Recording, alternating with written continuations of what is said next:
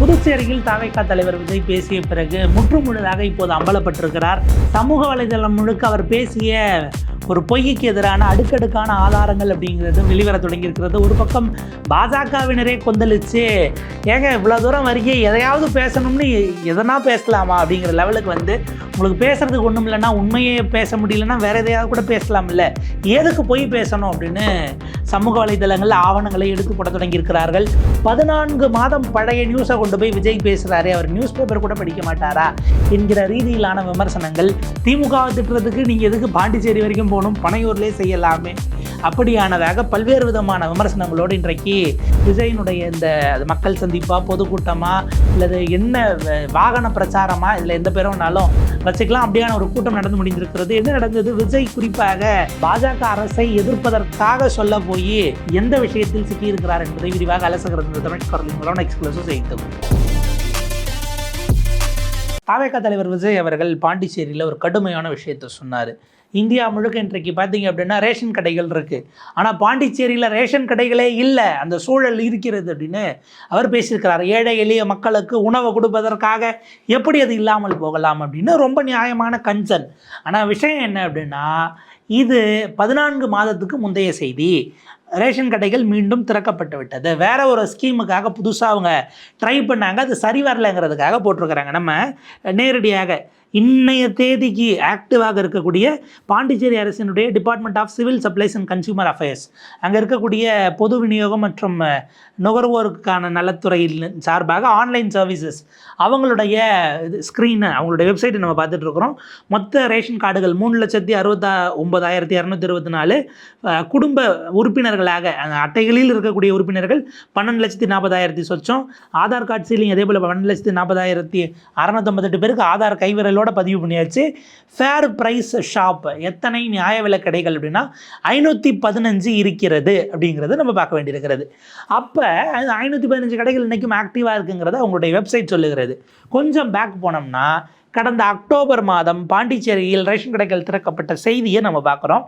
புதுச்சேரியில் 8 ஆண்டுகளுக்கு பிறகு ரேஷன் கடைகள் திறப்பு. புதுச்சேரியினுடைய தற்போதைய ஆளுநர் கைலாஷ்நாதன் அவர்களும் தேர்ந்தெடுக்கப்பட்ட முதலமைச்சர் திரு என்ஆர் காங்கிரஸ் தலைவர் திரு என் ரங்கசாமி அவர்களும் இணைந்து அந்த கடையை திறந்து வைத்திருக்கிறார்கள். தேதி பார்த்தீங்க அப்படின்னா, அப்போ ரிப்போர்ட் ஆன நியூஸ் அது அக்டோபர் 21, 2024, அதாவது 10ஆம் மாதம் போன வருஷம் அப்படின்னா 12 + 2 நீங்கள் 13, 14 மாதம் பழைய செய்தியை கொண்டு வந்து நீங்கள் பேசுனதே 10 நிமிஷம், அதில் 3 நிமிஷம் தான் பாண்டிச்சேரியை பற்றி பேசுனீங்க, அதுலேயும் கரெக்டான பிரச்சனையை பேச மாட்டிங்களா அப்படிங்கிறது தான் கேள்வியாக இருக்கிறது. ஒன்றும் இல்லை, இவர் கட்சி ஆரம்பிக்கிறதுக்கு முன்னாடி நடந்த செய்தினா அவருக்கு தெரியாமல் போயிருக்கலாம். கட்சி ஆரம்பித்த பிறகு நீங்கள் ஒரு அரசியல் தலைவர், அரசியலை கூர்ந்து பார்க்கக்கூடியவர், எங்கே என்ன நடக்குதுங்கிறதெல்லாம் தெளிவாக தெரிஞ்சுட்டு நியாயமாக பேசக்கூடிய அளவில் தளபதி ஏதோ காத்திருக்கிறாருன்னு இப்போ திரு நாஞ்சில் சம்பத் அவர்கள்லாம் சொன்னார். அவர் மௌனமாக இருப்பது தான் நல்லதுன்னு. யாருக்கு நல்லதுங்கிற கேள்வி இருக்குது.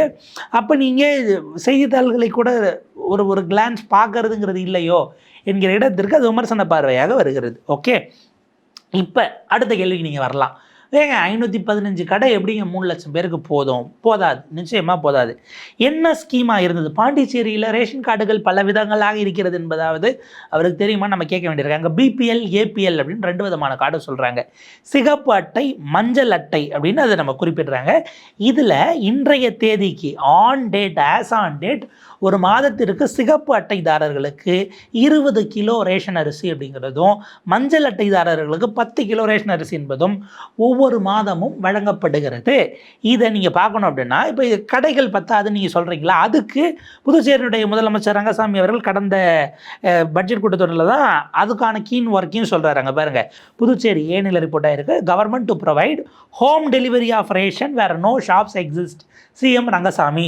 நீங்கள் ஒரு ரேஷன் கடையில் நடுவில் 8 ஆண்டுகளாக ரேஷன் கடை கிடையாது. அவங்க என்ன பண்ணிட்டாங்க, ரேஷன் கடைக்கு பதிலாக டிபிடியாக நாங்கள் கொண்டு வரோம், டைரக்ட் பெனிஃபிஷியரி டிரான்ஸ்ஃபர் அப்படிங்கிற முறையில் கொண்டு வந்துட்டு ரேஷன் பொருள் வாங்குவதற்கான பணத்தை நாங்கள் செலுத்தி விடுகிறோம் அப்படின்னு சொன்னாங்க. ஏன்னா எல்லாரையும் ரேஷன் கார்டோட ஆதார் கார்டை இணைச்சி இதெல்லாம் பண்ணிட்டாங்க. ரொம்ப சிறிய மாநிலம் தானே, யூனியன் பிரதேசம் தானே, ஸோ அதெல்லாம் பண்ணி வச்சுட்டாங்க. பண்ணிவிட்டு டிபிடினா மளிகை சாமான் வாங்குறதுக்கு மாதம் இவ்வளோ ரூபான்னு நாங்கள் நேரடியாக செலுத்துகிறோன்னு 8 ஆண்டுகளாக செலுத்தினார்கள். இந்த 8 ஆண்டுகளில் ரேஷன் கடைகளுக்கான செயல்பாடுகள் அப்படிங்கிறது பெரிய அளவுக்கு தேவையில்லாமல் போயிடுச்சு. இந்த தீபாவளி பொங்கல் சமயத்தில் எதுவும் அவங்களுக்கு வந்து பார்த்திங்க அப்படின்னா பரிசு தொகுப்பு கொடுக்கறதுக்கு மட்டும்தான் அவங்களுக்கான பர்பஸாக சமயத்தில் இருக்கும்.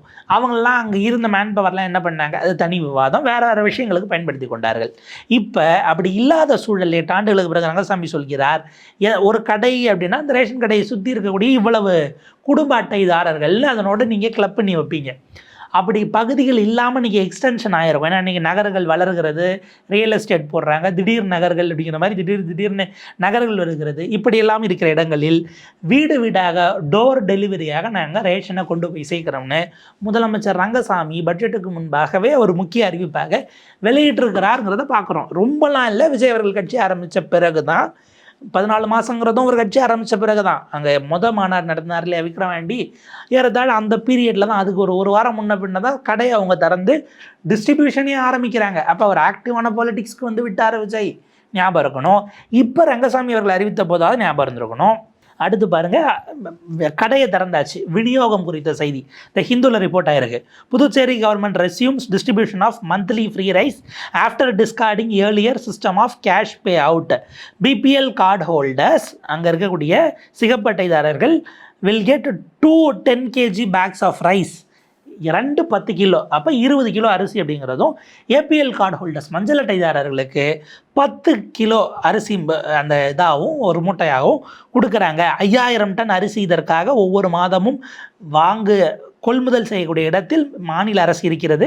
இதற்காக வந்து பார்த்திங்க அப்படின்னா மொத்தம் 3.54 லட்சம் கார்டு ஹோல்டர்ஸ்க்கு 5000 டன் அரிசி என்பதாக ஒவ்வொரு மாதமும் அதற்கான வேலைகளை தொடங்கி இருக்கிறார்கள். நீங்கள் அந்த பையை பாருங்கள், 2 பேர், ஒரு பாட்டிமா ஒரு பெண்மணி ஒருத்தவங்க நிற்கிறாங்க. அந்த பையில் பார்த்தீங்கன்னா ஒரு பக்கம் கவர்னருடைய முகம் திரு கைலாஷ்நாதன், இன்னொரு பக்கம் ரங்கசாமி அவர்களுடைய முகம். அவருக்கு ஒரு ட்ரேட்மார்க் சிரிப்பு இருக்கும். அந்த சிரிப்போடு தான் அந்த பைகள் அப்படிங்கிறது விநியோகிக்கப்படுகிறது. அப்போ ஒரு வருஷமாக சம்பவம் நடந்துகிட்டு இருக்குது. நீங்கள் அந்த மக்களுடைய பிரச்சனைகள்னு பேசுவதற்கு ஜீவாதார பிரச்சனைகள் எத்தனையோ இருக்குது. அது எல்லாத்தையும் விட்டுட்டு இல்லாத ஒன்று இருக்கிற பிரச்சனைன்னு போய் ஒரு வருஷம் கழித்து பேசுனீங்கன்னா உங்களை எப்படி பார்ப்பாங்க? இல்லைன்னா நீங்கள் இதில் குற்றச்சாட்டு வைக்கணும்னா நீங்கள் இப்படி வச்சுருக்கணும். எப்படி வைக்கணும் அப்படின்னா, இந்த சிஸ்டத்தை ஏன் மூடினாங்க, 8 ஆண்டுகளாக நடத்தி அது ஏன் தோற்று போச்சு அப்படின்னு பொலிட்டிக்கல் சார்ஜை வைக்கலாம். ஆனால் அப்படி நீங்கள் பொலிட்டிக்கல் சார்ஜ் வச்சுருந்தீங்கன்னா அந்த காலகட்டத்தில் கவர்னராக இருந்த டாக்டர் தமிழிசையில தொடங்கி பலரையும் விமர்சனம் பண்ணியிருக்கணும். நேரடியாக மோடி அரசை யூனியன் டெரிட்டரி என்பதற்காக இவர்களுடைய அதிகாரத்தை பிடுங்க பார்க்கிறது அப்படின்னு நேரடியாக மோடி கவர்மெண்ட்டை நீங்கள் கேள்வி கேட்டிருக்க வேண்டும். அது முடியாது, அது சிக்கல்ங்கிறதுக்காக பாஜக கோச்சுக்கும் என்பதற்காக விஜய் அவர்கள் அதை செய்யலையாங்கிற ஒரு கேள்வி இருக்குது. ஏன்னா அந்த ஃப்ரண்ட்லைன் இதழில் போன நவம்பர் மாதம், அதுக்கு பிறகு வந்து பார்த்திங்க அப்படின்னா போன மார்ச் மாதத்திலேயே, அதாவது இந்த ஸ்கீமை ஊற்றி மூடுறதுக்கு சில 8ஆம் மாதம் மூடுறாங்க, 3ஆம் மாதம், 5 மாதங்கள், 10ஆம் மாதம் மூடுறாங்க. 7 மாதங்களுக்கு முன்பாகவே இந்த 7 ஆண்டுகளாக இந்த திட்டம் எப்படி தோற்று போனதுன்னு இந்த ஃப்ரண்ட்லைனில் ரொம்ப விரிவான ஒரு கட்டுரை, அதனுடைய ஃப்ரண்ட்லைன் கரஸ்பாண்டன்ட் சித்தார்த் முரளிதரன் அதை எழுதியிருக்கிறாங்க. நம்ம அதையும் பார்க்கலாம். Puducherry's flat DBT scheme exposes issues of accessibility, transparency and nutritional security அப்படின்னு ரொம்ப விரிவான ஒரு கட்டுரை. அதை எதிர்த்து அந்த காலகட்டத்தில் மிகப்பெரிய அளவுக்கு போராட்டங்கள் அப்படிங்கிறது நடக்கிறது. அதில் வந்து பார்த்திங்க அப்படின்னா மகளிர் அமைப்புகள் மற்றவர்கள் எல்லாருமே போயிட்டு அதை எதிர்த்து அன்றைக்கு பெரிய அளவுக்கு போராட்டம் நடத்தினாங்க. அந்த பதிவு பண்ணிட்டும் அதை கம்ப்ளீட்டாக கட்டுரையாளர், செய்தியாளர் மிக விரிவாக அதை வந்து விமர்சன பார்வையோடு அணுகி ஒரு டீடைல்டு கமெண்ட்டை கொடுத்துருக்கிறார். அப்போ நீங்கள் இதை வாசிட்டு இருந்தாலும் அந்த சிஸ்டமில் என்ன சிக்கல் இருந்தது? 7 ஆண்டுகளாக இந்த மக்களை வாட்டி வதைத்தது பாஜக. இதற்கு முன்பாக இருந்த காங்கிரஸ் ஆட்சி, இப்போது துணை போய் கொண்டிருக்கக்கூடிய அந்த பாஜகவோட கூட்டணியிலேயே சேர்ந்த, இதுதான் சிஎம் சார், இதுதான் உங்கள் டபுள் இன்ஜின் சர்க்காரா சார் அப்படின்லாம் கேட்க அவருக்கு வாய்ப்பு இருந்தது. அவர் அதையும் கேட்கவில்லை அப்படிங்கிறத பார்க்க வேண்டியிருக்கிறது. அப்போ இந்த இடம் தான் உங்களுக்கு சிக்கலுக்குரியதாக மாறுகிறது. ஒரு கீன் ஃபாலோ அப்பை விஜய் அவர்கள் செய்யவில்லைங்கிறத இது மீண்டும் அம்பலப்படுத்தியிருக்கிறது. இல்லை, இதில் நீங்கள் ஓராண்டு நியூஸு, 2 வருஷம் நியூஸு, 1.25 வருஷம் நியூஸ், இதெல்லாம் கூட அவர் பார்க்காம போயிட்டு இருந்திருக்கலாங்க. சரி, அதுக்கு வாய்ப்பு இருக்குது. அவர் பல வேலைகளில் இருந்திருக்கலாம். ஒரு வாரத்துக்கு முந்தின நியூஸ் பார்த்துருந்துருக்கலாமே. ஏன்னா ரேஷன் அட்டையை பேஸாக வச்சு தான் ரேஷன் அட்டைதாரர்களுக்கு நம்ம செய்திகளில் பார்க்குறோம். இந்த மார்ச் மாதம் மஞ்சள் நிற குடும்ப அட்டை வைத்துள்ள மகளிருக்கு மாதம் ரூபாய் 1000 புதுச்சேரி முதல்வர் அறிவிப்புன்னு மாலை மலரில் ரிப்போர்ட் ஆகிருக்கக்கூடிய செய்தியை பார்க்குறோம். என்ஆர் காங்கிரஸ் திரு ரங்கசாமி அவர்கள் சீஃப் மினிஸ்டரோட ஃபேஸ் எஸ் தான் இருக்கிறது இந்த பக்கம் செய்தி அவர் அறிவிச்சிருக்கிறாரு. அதே போல் புதுச்சேரி மக்களுக்கு தீபாவளி பரிசு மழை 3.45 லட்சம் ரேஷன் கார்டுகாரர்களுக்கு காத்திருக்கும் பரிசு தொகுப்பு அப்படின்னு போட்டு அதுவும் ரிப்போர்ட் ஆகிருக்கு. ரேஷன் கார்டு இல்லாமல் கடைகளே இல்லாமல் இருந்திருந்தா பரிசு தொகுப்பை எப்படி டிஸ்ட்ரிபியூட் பண்ணியிருப்பாங்கன்னு அவர் பார்த்துருந்துருக்கலாம். இப்போ சமீபத்தில் ஒரு வாரத்துக்கு முன்னாடி அதிமுக இங்கே மட்டும் இல்லை, திமுக அவர் அங்கே போய் இந்த திமுக கவர்மெண்ட்டை நம்பாதீங்கன்னு அவர் ஏன் பாண்டிச்சேரியில் சொன்னார்? பாண்டிச்சேரியில் கடைசியாக திமுக கவர்மெண்ட் எப்போ இருந்தது இதெல்லாம் அவருக்கு தெரியுமா அப்படிங்கிறது நமக்கு தெரியல. அவர் இன்னமும் கூட இதில் கொஞ்சம் ஃபீல்டு ஒர்க் பண்ணியிருக்கலாம். அந்த 10 நிமிடம் திமுகவையே தொடாமல் பாண்டிச்சேரி மாநிலத்தினுடைய ஜீவாதார பிரச்சனைகள் அவர் பேசியிருந்தால் மத்திய அரசு எப்படியெல்லாம் அதிகாரத்தையே கொடுக்காமல் இந்த மாநிலத்தை கபலீகரம் செய்து கொண்டிருக்கிறது. நீங்கள் ஒன்றும் இல்லைங்க, நீங்கள் புதுச்சேரி முதலமைச்சர் திரு நாராயணசாமி, முன்னாள் முதலமைச்சர் நாராயணசாமி இருக்கார்ல, அவருடைய கடைசி அவர் வந்து அந்த டென்யூர் முடிகிற காலகட்டத்தில் இருந்த பேட்டிகள் இருக்கு இல்லையா, நீங்கள் அதை கேட்டிருந்தீங்கனாலே கிரண்பேடி அவர்களோ அல்ல அந்த சமயத்தில் டாக்டர் தமிழிசை போனாங்களான்னு தெரியல, அவங்க இருந்தப்போ எப்படியெல்லாம் குடைச்சல் கொடுத்தாங்கிறத அவர் அவ்வளவு முறை பேசியிருப்பார் திரு நாராயணசாமி அவர்கள். அந்த பேட்டியை எடுத்தீங்கனாலே மத்திய அரசு எப்படி கொடுக்க வேண்டிய அதிகாரங்களை காலி பண்ணிட்டு வேலை பார்த்துக்கிட்டு இருக்குங்கிறத உங்களால் பதிவு பண்ணியிருக்க முடியும். அதை நீங்கள் எடுத்துருந்தீங்கன்னா உங்களால் செஞ்சுருக்க முடியும். ஆனால் அதை எடுத்து டார்கெட் பண்ணால் பிஜேபி நேரடியாக அடிக்கணும், நீங்கள் செய்யலை என்பதாக அதை நம்ம பார்க்க வேண்டியிருக்கு. ஏன்னா நீங்கள் யூனியன் டெரிட்டரிக்கான அதிகாரங்களை எதன் அடிப்படையில் நிறுத்தி வைக்கிறார்கள்? அங்கே இருக்கக்கூடிய துணைநிலை ஆளுநர்கள் லெப்டினன்ட் கவர்னர்களை வச்சு டெல்லியில் என்ன சிக்கல் ஓடிக்கிட்டு இருக்குன்னுட்டு அரவிந்த் கெஜ்ரிவால்கிட்ட ஒரு கிளாசிக் கேஸ் ஸ்டடி இருக்கிறது. ஏன்னா உங்களுக்கு டெல்லியும் அதே போல் நாட் ராங் கோவாவும் இங்கே பாண்டிச்சேரியும் தான் சட்டமன்றம் இருக்கக்கூடிய யூனியன் பிரதேசங்களாகவும் இருக்கிறது. மற்ற இடங்களெல்லாம் வெறும் ஒரு அதிகாரியை போட்டு தான் நீங்கள் ஆட்சி பண்ணிட்டு இருக்கீங்க. டையூன் டாமன் ஆகட்டும், தாதர் நாகர் ஹவேலி ஆகட்டும், அந்த இடங்களெல்லாம் நீங்கள் வந்து பார்த்தீங்கன்னா அப்படி தான் போட்டுக்கிட்டு இருக்கிறீங்க. ஆச்சா, இப்படியான சூழலில் நீங்கள் அந்த இடத்தில் மத்திய மாநில அரசினுடைய உறவுகள் கவர்னரையே கலைக்க வேண்டும் என்று வலியுறுத்திய விஜய் மத்திய மாநில அரசினுடைய உறவுகள் என்கிற அந்த ஒரு புள்ளியில் நின்று நீங்கள் ஸ்ட்ரைக் பண்ணியிருந்தீங்கன்னா அது உங்களுடைய பாஜக எதிர்ப்புக்கு போயிருக்கும். அங்கே ஆளுங்கட்சியில் அமைச்சர்களாக இருக்கக்கூடிய பாஜகவினருடைய கட்டுப்பாட்டில் இருக்கக்கூடிய துறைகளை பற்றி நீங்கள் விமர்சித்திருக்கலாம். ஆனால் எதையும் விமர்சிக்காமல் யாருக்கும் பிரச்சனை இல்லாமல் போகணுங்கிறதுக்காக போய் இப்படி கடைசியில் உண்மைக்கு மாறான தகவலை சொல்லிவிட்டாரோன்னு பார்க்க வேண்டியிருக்கு. இப்போ ஒரு வாரத்துக்கு முன்னாடி நான் சொன்னேன் இல்லையா, அதிமுக வலியுறுத்தி இருக்கிறது. அங்கே இருக்கக்கூடிய அதிமுக, பாண்டிச்சேரியினுடைய அதிமுக புதுச்சேரியில் சிவப்பு இப்போ வந்த மழை வெள்ளத்துக்காக நம்ம இங்கே விஜய் கூட ஒரு அறிக்கை விட்டார். அந்த நீரினுடைய நெல் ஈரப்பத அளவை இது பண்ணி அதை நீங்கள் வந்து வாங்கி தரல அப்படின்னு திமுகவை கடுமையாக விமர்சித்து அதை கொடுக்க மறுத்த அல்லது உயர்த்த மறுத்த பாஜகவை விடவும் திமுக அதில் பெரிய அளவுக்கு கபல் நாடகம் ஆடிருச்சுங்கன்னுட்டு கடுமையான விமர்சனங்கள்லாம் வச்சார். பாண்டிச்சேரி விவசாயிகளுக்கும் நீங்கள் பேசியிருக்க வேண்டும் அல்லவா, அங்கே இதாகலையா அப்படிங்கிற கேள்வி இருக்குது. அடிப்படையில் தமிழக வெற்றி கழகம்னு பேரை வச்சுக்கிட்டு அங்கே போய் பாண்டிச்சேரியில் ஏன் பேசணும் அவர் நினைச்சிட்டாரான்னு நமக்கு தெரியல. அதிமுக சொல்லியிருக்கிறது புதுச்சேரியில் சிவப்பு ரேஷன் கார்டுக்கு ரூபாய் 10,000 மழை நிவாரணம் வழங்க அதிமுக வலியுறுத்தல் அப்படிங்கிறத கவனிக்க வேண்டியிருக்கிறது. அதே போல் உடனடியாக அதிமுகவில் வந்து பார்த்திங்க அப்படின்னா ஆன்லைன் சேவை ரேஷன் கார்டு தொடர்பானதை நீங்கள் பண்ணணும் அப்படின்ட்டு அது தனியாக ஒரு பக்கம் போயிட்டுருக்கு. அந்த இதை கூட சமீபத்தில் வலியுறுத்தி இருந்தாங்க. அது இந்த தொண்டர் உரிமை மீட்பு அந்த டீம் வலியுறுத்தி இருந்தது.